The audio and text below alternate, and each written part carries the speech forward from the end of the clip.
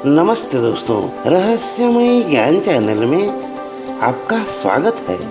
सद्गुरु विश्वरूपम साधना। दोस्तों, आज का विश्व अनेक गुरुजनों से भरा पड़ा है जो हर वक्त ज्ञान उपदेश और शिष्यों का मार्गदर्शन करते रहते हैं। इसी तरह कुछ तथाकथित लोग भी हैं जो गुरु होने का ढोंग करते हैं। आज के समय में यह तय करना मुश्किल है कि कौन सही है और कौन गलत। जो लोग सही हाथों में पहुंच जाते हैं वह अपना जीवन संवार लेते हैं, और जो गलत हाथों में चले जाते हैं वो अपना समय और धन खराब कर बैठ जाते हैं। ऐसे में एक नए साधक के लिए गुरु चुनना बहुत मुश्किल है। ज्ञान की कोई सीमा नहीं होती, मगर हर एक को अपना ज्ञान ही अंतिम बिंदु लगता है। जैसे कुएं में मेंढक को कुआं ही संसार लगता है।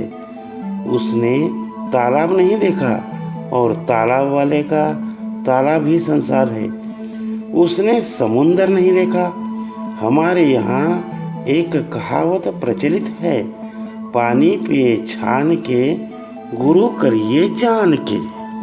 मगर आज के माहौल में कुछ लोग गुरु अपने मन से नहीं बनाते, कारण वह दूसरों के कहने में आकर गुरु दीक्षा ले लेते हैं। जब कुछ हासिल नहीं होता तो गुरु को ही गलत कह देते हैं। एक फंसा होता है दूसरे को भी फंसा देते हैं।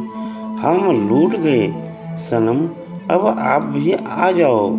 अगर इसी बात को धरातल पर देखें तो कितने लोग मिलते हैं जो दावे के साथ कह सके कि हाँ, मैंने अपने गुरु जी के सानिध्य में यह हासिल किया। दोस्तों, गुरु प्रदत्त विद्या कभी दर्शन के लिए नहीं होती। मेरा मानना है, विद्या वही जो दूसरे का जीवन संवार दे, जो आपको दूसरे पर आश्रित होने का मौका न दे, तभी किसी गुरु का दिया ज्ञान साकार है। इसलिए बहुत सोचने के बाद और अनेक ईमेल जो मिले, जिनके कई लोगों का एक ही प्रश्न था कि गुरु किसे बनाए, कई नए साधकों की मनोदशा को ध्यान में रखे हुए यह विशेष उच्च कोटि की साधना विधि दी जा रही है, जो कि दुर्लभ, बहुत ही दुर्लभ है। इसमें हम यह नहीं कहते कि आप कोई गुरु न बनाए, पर यह जरूर कहते हैं कि सही बनाए। संत लोग ज्ञान और अंधकार दूर करने के लिए ही ज्ञान व दीक्षा देते हैं। उनके मन में मैंने कभी कोई लालच नहीं देखा। कई लोग कहते हैं कि गुरु को दक्षिणा देनी चाहिए। मैं कहता हूँ कि जिसने आपको इस योग्य बना दिया कि आप अपना व दूसरों के जीवन में परिवर्तन ला सकें, ऐसे महान व्यक्तित्व को आप क्या भेंट करेंगे। कहते हैं गुरु मृत्यु के देवता होते हैं। वह शिष्यों के दंभ, अहम, अज्ञान और विकारों को मृत्यु देते हैं। जिस शिष्य में यह दोष नहीं मिटे, उसके गुरु को गुरु मानना शायद उचित नहीं, क्योंकि ज्ञान की सीढ़ी यहीं से शुरू होती है।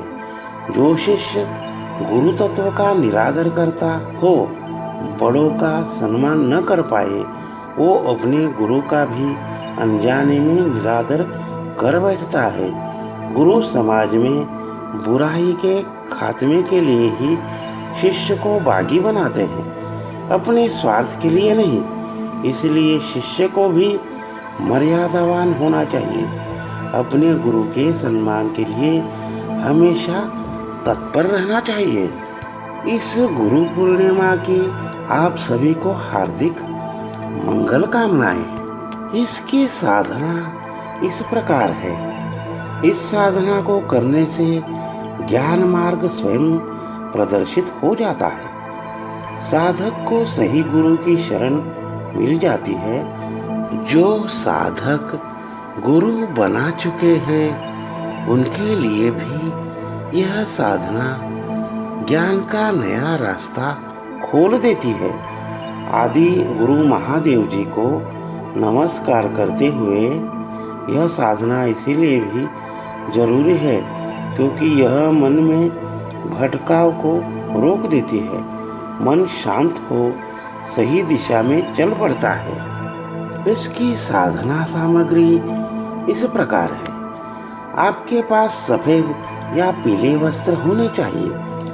आसन, पुष्प, गंगा जल या दूध मिश्रित जल, दीपक, रुई आदि धूप, शुद्ध पारद शिवलिंग या फिर नजदीक के किसी शिव मंदिर में भी पूजा की जा सकती है। भगवान शिव या अपने गुरु महाराज जी का चित्र भी रख लें। भोग के लिए फल, मिठाई, मौली, वस्त्र, पूजा के लिए गुरु अर्पण के लिए अक्षत, जनेऊ, एक नारियल और 11 रुपये दक्षिणा आदि साधक अपनी इच्छा अनुसार यथाशक्ति पूजन, षोडशोपचार या पंचोपचार भी कर सकते हैं। दिशा उत्तर ठीक है। आसन कोई भी ले लें। ध्यान, हाथ में पुष्प लेकर गुरु का ध्यान करें। अगर गुरु नहीं है तो भगवान शिव का गुरु रूप में ध्यान करें और गुरु का ध्यान इस प्रकार करें। ब्रह्मानंदम परम सुखदम केवलम ज्ञानमूर्तिम द्वंद्वातीतं गगन सदृशं तत्त्वमस्यादिलक्ष्यम् एकं नित्यं विमलमचलं सर्वधी साक्षिभूतं भावातीतं त्रिगुणरहितं सद्गुरुतं नमामि। इस प्रकार गुरु का ध्यान करें। आसन के लिए बाजोट पर वस्त्र बिछाकर उस पर पारद शिवलिंग और जो भी मूर्ति अथवा चित्र हो स्थापित करें। फिर ध्यान मंत्र पढ़ते हुए पुष्प अर्पण करें। आसन के लिए एक पुष्प अर्पण करें। फिर गुरु चरणों का ध्यान करते हुए चरण धुलाएं। एक आचमनी जल चढ़ाएं। फिर चंदन, गंधादि लगाएं। पुष्प अर्पण करें। नैवेद्य आदि अर्पण करें। साधक चाहे तो किसी भी पुस्तक से पूजा अपनी सुविधा अनुसार मंत्रों से भी कर सकता है। जो मंत्रोच्चार न कर पाए तो इसे सादे तरीके से कर लें। शिवार्पण या सदगुरु अर्पण आदि बोल के सामग्री चढ़ा दें तो भी पूजन हो जाता है। पूजन हमेशा भाव प्रधान होता है। मैं चाहता हूँ यहाँ गूढ़ मंत्रों का उल्लेख भी कर सकता था। यह सभी नए और पुराने साधकों के लिए है जो पूजन विधियों से अनजान है, क्योंकि हर शिष्य गुरु के समक्ष एक अनजान बालक ही होता है। लिखा भी उसी पेज पर जाता है जिस पे पहले कुछ लिखा न हो। अतः आपको जो पूजन विधि उचित लगे अपना लें। इस पूजन विधि को एक नए व अनजान साधक को ध्यान में रखकर लिखा गया है। मंत्र न्यास आदि से इस साधना को मुक्त रखा गया है ताकि नए साधक को असुविधा न हो। फिर भी आप गुरु को अपने शरीर में ध्यान करते हुए मानस पूजन आदि भी कर सकते हैं।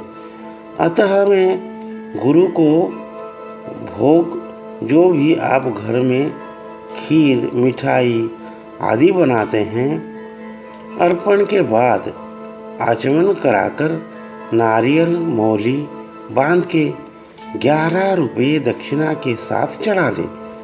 बाद में वह शिव मंदिर में अर्पण कर दे, क्योंकि गुरु शिव रूप ही होते हैं। आप निम्र मंत्र का 21 माला जप करें। जप के पश्चात कृत्वा जपम गुरु अर्पणमस्तु बोलते हुए हाथ पर जल लेकर गुरु चरणों में अर्पण कर दें। इसका मंत्र इस प्रकार है: ओम श्रीं ह्रीं क्लीं नमो भगवते विश्वगुरवे नमः। इस प्रकार मंत्र जाप करें। अब गुरु नमस्कार। गुरुर्ब्रह्मा गुरुर्विष्णु गुरुर्देवो महेश्वरः गुरुः साक्षात् परब्रह्म तस्मै श्री गुरुवे नमः। आप अगर इस साधना में पारद शिवलिंग का उपयोग कर रहे हैं तो शुद्ध पारद शिवलिंग का ही उपयोग करें। दोस्तों, अगर हमारा वीडियो आपको पसंद आया हो तो प्लीज़ सब्सक्राइब करें और लाइक करें। धन्यवाद दोस्तों।